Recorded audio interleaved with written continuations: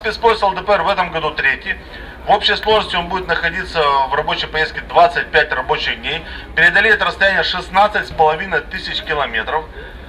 Посетит 17 субъектов Российской Федерации, где будет организовано 280 рабочих встреч. Всего лишь цифры, но они впечатляют. Агитпоезд ЛДПР колесит по стране аж с 92 года. И на каждой станции его ожидают граждане. В Сыктывкаре, несмотря на ранний час и слякоть, встречают десант ЛДПР несколько сотен жителей. Говорят, возможность встретиться с народными избранниками выдается не каждый день. Наш агитпоезд организован специально для того, чтобы жители Республики Коми могли прийти, к нему подойти и, во-первых, познакомиться с депутатами Государственной Думы, которые сопровождают этот поезд, подать свои обращения, рассказать о том, как они живут. Главная задача – выслушать людей. Проблемы моногородов, нехватка медицинских кадров на селе, отсутствие дорог и инфраструктуры. Жалобы у россиян часто совпадают. У нас в лесозаводе мы живем.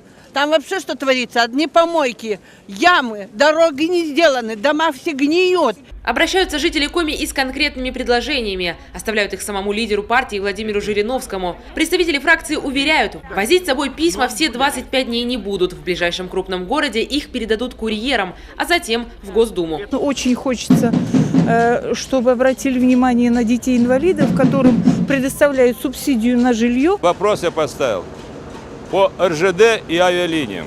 Ну когда будут стабильные цены? Я все это написал. Напоследок приятные подарки. И под стук барабанов состав отбывает. Следующий пункт в программе агитпоезда – Усть-Вымь. Затем партийцы отправятся в Ухту, Сосногорск и Инту.